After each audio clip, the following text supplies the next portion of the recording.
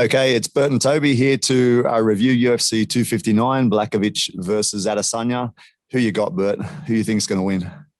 Okay, so before today, I was completely sold on Adesanya, but then today I started looking some stuff up, and now I feel like it's a toss-up because I just rewatched that Kelvin fight. First of all, that was amazing. By the finish of it, I was like getting goosebumps. It was just so crazy by the end of the fifth round, but he gets tagged so many times, Adesanya does. Yeah, exactly And what I was thinking. He gets tagged by guys, and also these guys are not as big as Blachowicz as well. So it's going to be a different game. And all the guys he's fought have shorter arms as well. Blachowicz is only a tiny bit different in height and reach, so and heavier as well. So it's going to be a different type of fight, right? yeah, I think Adesanya has a 2-inch reach on him, but that's more so than, or less so than when he was fighting Kelvin for sure. And Kelvin was able to get those and land those shots. And then also, Jan's striking percentage is also higher than Kelvin's as well. And so I don't know how much of an ability Adesanya has to finish the fight, and I don't know how much of an ability he has to make it 5 full rounds without being hit by any power shots. Yeah, the other power shot that I think I've noticed with his fighting, obviously Blachowicz has a sick left body kick. I think it'd fold most people. And again, you look at Kosh didn't land anything much on Adesanya, but he did land some body kicks as well. So that could be another weapon he could sneak in. Who was that? The last person you said that he fought? Costa hit Oh yeah. Adesanya with one very good body kick that I remember. So I wonder if there's any openings for that with Blachowicz moving forward. Mm-hmm. Yeah. And another issue that I was thinking about, so I was trying to look into Jan's background a little bit to see what is the possibility. Because originally I was thinking that he would want to clinch and get on the inside and maybe get it to the ground if possible. But the more that I was kind of looking stuff up, I don't think that that's realistic based on Adesanya's takedown defense, one, and his stance, which I was just watching some of his stance in his fights. He has this real wide stance. And he stuffed Kelvin's takedown so easily, and except for one of them. Yeah, the thing, another point which I think Blachowicz has a good chance of getting some shots in is in that scramble. If you look at Blachowicz's fights, he likes to when he's engaging in a grapple, he's not just going for a takedown. He's usually like grappling, like grabbing with one hand and punching with the other. I think that'll be a bit messy, might have more of a chance of messing Adesanya up than someone going for a straight takedown. So I think his chances might not be to go for a pure takedown to get him down. It might be just to engage in some sort of clinch or grapple and throwing punches at the same time. Because do you remember any other people really doing that? I haven't really noticed anyone in a wild sort of exchange where they're grabbing part of Adesanya and punching.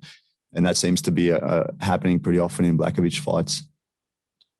Yeah, and that's the other thing I noticed when he fought Luke Rockhold. Because, well, when I was looking at his background, I was looking at judo, and obviously judo is not an outside, not a distant sport. He's not going to be shooting from an outside or something with a judo background. So obviously he's going to want to get inside and clinch and whatnot if he goes into the grappling realm. But when he fought Luke Rockhold, it seemed like Rockhold was doing pretty good until they got in close, and then they started exchanging in close. And in one of those scrambles that you're talking about, Jan landed, I think, a left kick, I think, on Rockhold. I think it was a left kick that rocked him at the end of the first round, and he never seemed to recover from that. And then he finished him in the second round. Yeah. Anyway, it just seems so big too. It's that one thing I'm thinking, like Adesanya has been fighting people that usually are out of his range, and this guy's going to have like the reach on him is Adesanya's 80-inch reach, Blachowicz's 78-inch reach is virtually the same, virtually identical, and the heights is only 2 inches different, but 2 inches can be different the way you stand, the way you use your body, so they're more or less the same. And also, I remember hearing his coach, Adesanya's coach, mentioned that he had some losses against big guys that had similar ranges. So that's where there's that question whether he can handle it and move so easily and evade so easily when he doesn't have that extra range to work with, like against Blachowicz. Yeah, that's one of the other things that comes into play is with that reach. I was thinking what is the speed difference going to be? Because Adesanya, from what I heard, I don't know if it's been different since I heard this, but I heard that he wasn't trying to put on any extra weight. And then when I was watching Jan's fights, he does seem significantly slower. If you watch a middleweight fight and then watch Jan, he does seem quite a bit slower. So there's going to be that trade-off of Adesanya's speed. Yeah, 100% true on the speed. But at the same time, the other thing that I noticed watching him is he's very like clunky and kind of unorthodox. So the rhythm is going to be an issue as well. Normally, Israel is getting this slick rhythm, picking up their rhythm, their movements, and he might not really be able to pick up Blachowicz's rhythm as easily as he has with other fighters because he does seem a bit stiff and awkward, like a little bit strange angles. He's not doing everything conventionally. So it might just make it a little bit more difficult for Adesanya to read. It should be interesting. Kind of like when we're sparring, I'm so unconventional that I knock you out a lot. Kind of like that. Yeah, it does happen a lot. Yeah. Okay, so looking at their records as well. So looking at MMA record, Adesanya is 20-0. Blachowicz is 27-8. So it's quite a different record. I think everyone's pushing towards Adesanya, probably mostly because of that, right? But his losses, he had 2 KO losses, 1 sub loss, and 5 decision loss. So it's not like he's getting rocked everywhere and beaten everywhere. He's had similar amount of actual wins. 3 of those bigger profile losses that he had, I was going through his record earlier, and they were kind of 2 wrestler style fighters who he came back and fought again, and then he knocked them out the second time they fought. Yeah. So he did redeem some of those. And both of them coming off massive wins, massive knockouts. Costa on the same date, wasn't it? Costa got knocked out by Izzy and Reyes got knocked out by Blachowicz, which again everyone was expecting Reyes to take the title, and he got smashed. So very interesting. Impressive to me. I was kind of, it's, you know, that thing where somebody loses and they come back and they're not quite the same. I was wondering if it's unfair to say that in this situation, but Reyes didn't quite seem like the same guy. What did you think when they fought? I didn't see the same Reyes when he fought Jan, in my opinion. Some people, like they say, their skill level raises with their opponent sometimes, right? And I think it also comes into that awkwardness. I felt like Blachowicz, he just never really caught Blachowicz's timing and everything. Like I said, he moves like a bit clunky, hard to read. Yeah.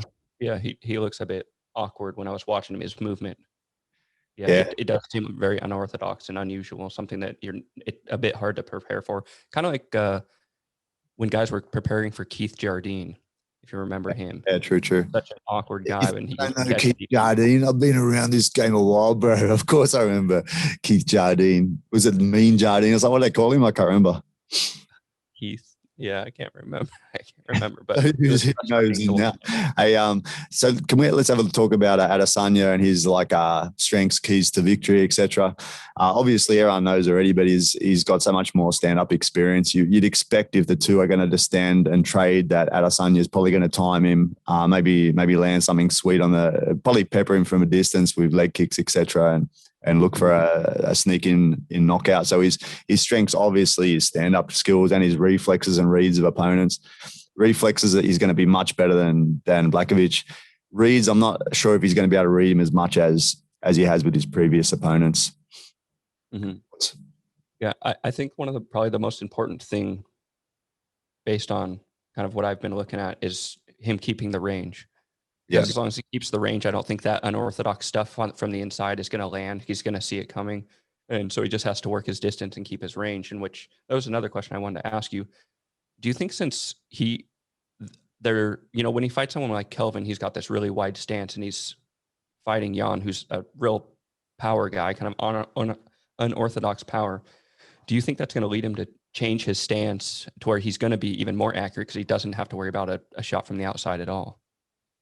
Yeah, I don't know. We'll just have to wait and see how he adapts to him. Yeah, I'd say the way for him to win, though, is like you said, is to keep a range. And as him and his other city kickboxing guys have been doing, they've been staying at range and attacking the legs first, just getting their timing and looking for other options that they can explore later. So first round, I'd expect him to start working calf kicks, start working other leg kicks, maybe sneak a few high kicks in to see the reaction, sneak a few jabs in. But I think it'll just be working towards if Jan's coming forward, he drops his hands a bit, he might start looking for, landing a nice counter, straight right or hook or something to try and take him out, which he has a chance of doing. He's been felled before by this when he charges in, and he's going to have to charge in. He's going to have to confront Israel. If he doesn't, if he just stays at range, he's going to be like Yoel or Costa and just be, into the matrix and just not be able to do anything. So he's going to have to come forward and try and engage and try and grapple and move him towards a fence or something. Mm-hmm. Yeah, I mean, you pretty much took the words out of my mouth with Jan's plan. I feel like he has to pressure, and he has to pressure quick. I think when Adesanya gets moving backwards with pressure, he does some of his, like you said, the matrix moves, and he has that leaning. And I feel like when he was doing that with Kelvin, and when Kelvin was coming aggressively in, throwing those big rights, he was moving out of the way, but he was not missing all of them. So he might get out of the way of 3 of them, but then 1 of them lands. And if he plays that game with Jan, I don't think it's going to go very well. He has to make sure that he's not just trying to slip out of the way by an inch, but really control the distance and not let Jan pressure, get the clinch, and start landing those weird strikes that he does. So then to move on to Blachowicz, obviously his strength when he's fighting someone like Izzy, he's got similar experience in MMA, not as much experience in stand-up. He's a black belt in BJJ. Is he a blue belt or a purple belt? Purple belt, right? Is he? I think did Izzy become purple belt? I think so, yeah. I think he got promoted recently by Andre Galval, when he was in their gym. Anyway, there's a big level difference between someone who's a purple belt and someone who's a black belt in jiu-jitsu. And this is obviously the weakness. Everyone talks about it. What's he going to do when he gets down? Oh, he's got great defense, everything. But, we really still haven't seen him really pressed. We haven't seen him on the ground too much. So that's his opportunity is to somehow drag him down or hold him against the fence and start working, using his weight. Being a bigger guy, he should be able to use his weight more than some of the guys in the past, yeah. Yeah, I mean, 100% agree again. It will be interesting, going back to the speed and weight difference, seeing how well he can get in on the inside. He's going to have to use the cage, I feel like. And once he gets his weight with him pressured on the cage, and then having a judo background as well, when he's able to stand up, is he on the cage? If he can get the lower position, we might be able to see him, get his weight off the ground to where he can put him down. But, it's all going to depend on Izzy's movement and how well he can stay out of those positions, I think. Yeah. So I think, again, like we just mentioned, the key for Blachowicz moving, maybe not straightforward, but engaging rather than staying at a kicking range, trying to get it somehow into a clinch, like whether it's a partial clinch or whether it's a full clinch. I'd like to see, if I was his coach, I'd like to see him somehow, hook him on one side and start punching with the other, like you've seen him doing a few of his fights, And of course, he'd like to take down to the ground, but I don't know if he's going to be able to. Some of his takedowns, you can tell me more about takedowns, Brent, but he, to me, he looked a bit like you were talking about his slowness. He looked pretty slow when he does a double leg. I think Adesanya will be gone before he hits it. Mm-hmm.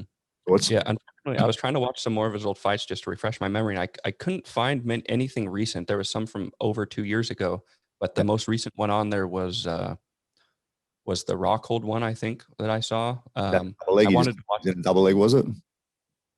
I'm sorry, what's that? Was he slamming in a double leg? I saw him slamming in a double leg in something I was watching recently, but I can't remember which fight it was. It looked like a good double leg, but it was it was too slow for someone like Israel. Yeah, I can't remember, but I really wanted to rewatch his Souza fight to see how that went, because that's another guy that's really good on the ground, and I wanted to see how their exchanges went in the tie and whatnot. But unfortunately, I wasn't able to get it up. Yeah, I don't really see him doing shots from the outside. Yeah. Hey, so now we've talked a bit about him, and we're kind of both sitting on the fence a bit. Who's going to win, mate? If you had to put money on it, who's going to win? If I had to put money on it, and I want to win money, I wish you'd asked me this morning, because I definitely would have said Adesanya. But once I went into it a bit more, now I'm really torn. I want to go with Adesanya still, because my heart kind of says that, but more of the chips seem to be falling in Jan's favor. So which one is it? You can't sit on the fence. Choose one. I'm a fence sitter, man. Just tell you one of the names. Okay. Just say one. Adesanya. I'll go Adesanya. Adesanya. So anyone that is listening, everything Brent's going to lose. So bet the house on Blachowicz. Blachowicz is going to come home and you get a win. No. Yeah, I want to know what will happen when Blachowicz enters the matrix. What can I say? I'm from down under as well. So I got to go with Adesanya all the way. Adesanya is too sharp, too fast. He's going to work in from the outside, pepper him, use his movements too much, and snipe him on the way and take him out. KO win to Adesanya. That's my thoughts. KO? KO. What round?